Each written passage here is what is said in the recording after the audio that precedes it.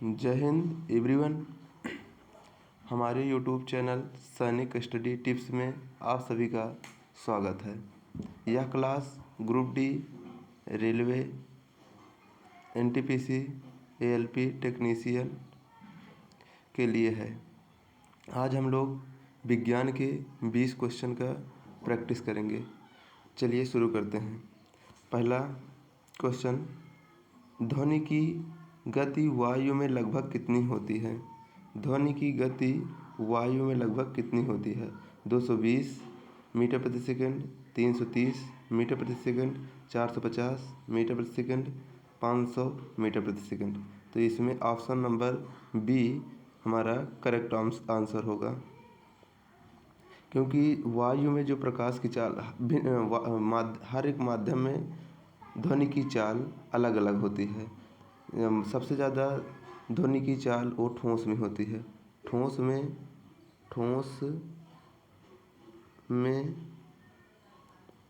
सबसे ज़्यादा ठोस में होती है। उसके बाद द्रव में होती है, द्रव में,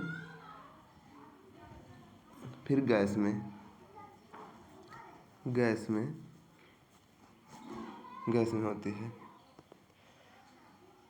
और ध्वनि की चाल 330 मीटर प्रति सेकंड होती है। दूसरा क्वेश्चन, बिजली के बल्ब में टंगस्टन तार का प्रयोग क्यों किया जाता है? यह सस्ता होता है, ऑप्शन नंबर एक। ऑप्शन नंबर बी, यह जल्दी पिघलता है। ऑप्शन नंबर सी, इसका गलनांक बहुत अधिक होता है। ऑप्शन नंबर डी, यह चमकता नहीं है। इसका गलनांक बहुत अधिक होता है, इसीलिए इसका प्रयोग किया जाता है, इसलिए ऑप्शन नंबर सी हमारा सही होगा। बिजली के बल्ब में नाइट्रोजन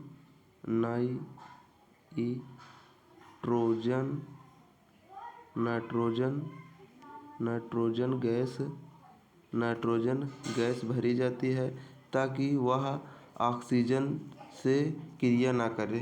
और नाइट्रोजन भर सकते हैं, हीलियम गैस भर सकते हैं जो अक्रिय गैस होती हैं, ताकि वो ऑक्सीजन के साथ अभिक्रिया न कर सके। दर्पण में बनने वाली छवि सदैव आभासी, सीधी और वस्तु के बराबर होती है। यह दर्पण किसकी विशेषता है? अवतल दर्पण, उत्तल दर्पण, समतल दर्पण, अवतल लेंस। तो हमें पता है कि ये आभासी, हमेशा सदैव आभासी, सीधा और वस्तु के बराबर प्रतिबिंब बनता है, वो होता है समतल दर्पण। Option number C is the correct answer. Option number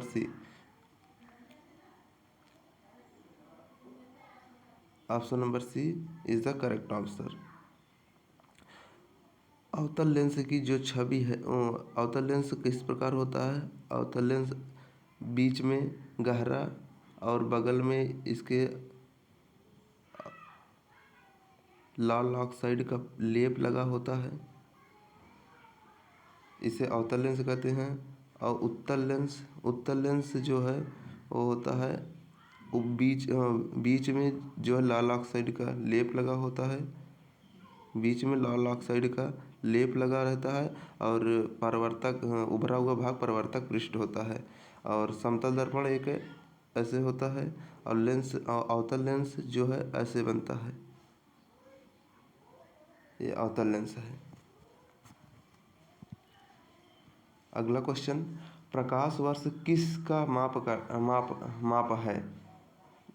समय, प्रकाश की तीव्रता, दूरी, द्रव्यमान। प्रकाश वर्ष हमेशा दूरी को मापता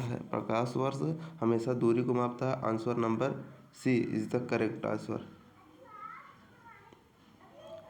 ओम का नियम निम्नलिखित में ओम का नियम किससे संबंधित है? ओम का नियम जो है वो द्रव्यमान और बल से, धारा और विभवांतर से, बल और त्वरण से, ऊर्जा और कार्य से। धारा और विभवांतर से ओम का नियम संबंधित है, क्योंकि ओम के अनुसार V डायरेक्टली प्रोपोर्शनल I का होता है। जब प्रोपोर्शनल हटता है तो V प्रोपोर्शनल हटेगा तो R आ जाएगा, तो V बराबर IR होता है। विभवांतर जो है वो धारा के डायरेक्टली प्रोपोर्शनल होता है। विभवांतर बढ़ेगा तो धारा भी बढ़ेगी। इसे हम ओम का नियम कहते हैं। अगला क्वेश्चन, पानी का शुद्ध रूप विद्युत का संचालन क्यों नहीं करता है? इनमें आयन नहीं होते, इनमें धातु होती है, यह भारी होता है, यह रंगहीन होता है। इनमें जब पानी शुद्ध होता है तो उसमें कोई अपशिष्ट पदार्थ नहीं बचता है और उसमें आयन जैसे कोई चीज़ नहीं होती। इसी कारण ये answer option number A is the correct answer. इसमें विद्युत का चालन नहीं किया जाएगा। क्वेश्चन नंबर 7, लौह जंग किस प्रक्रिया का परिणाम है? लौह जंग जल का वाष्पीकरण, ऑक्सीकरण, अपचयन, आसवन।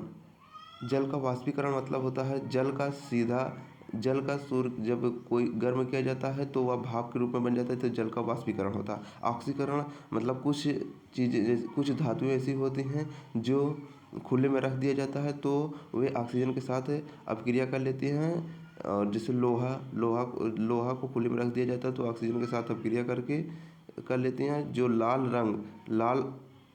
कलर का पाउडर जैसा बन जाता है, उस पर जंग लग जाते हैं। ये option number B is the correct answer. पीतल किन धातुओं का मिश्र धातु है? तांबा प्लस जस्ता, तांबा प्लस टिन, लोहा प्लस तांबा, एल्युमिनियम प्लस जस्ता।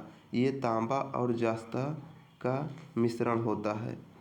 तांबा को हम Cu से लिखते हैं, तांबा को Cu से और जस्ता को Zn से लिखा जाता है प्रतीक। इसका 29, इसका 30 होता है। इसका परमाणु क्रमांक 29 और इसका 30 होता है।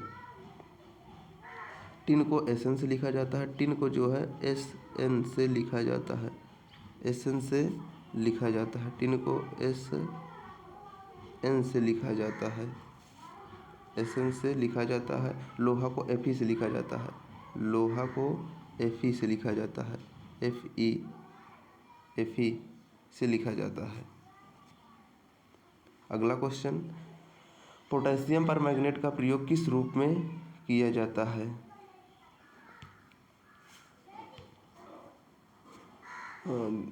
दूध से घी बनाना किस परिवर्तन का उदाहरण है? रासायनिक परिवर्तन, भौतिक परिवर्तन, अपरिवर्तनीय परिवर्तन और परमाणु परिवर्तन।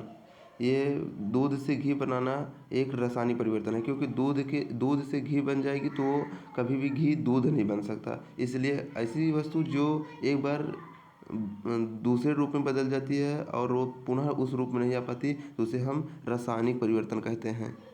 Option number A is the correct answer.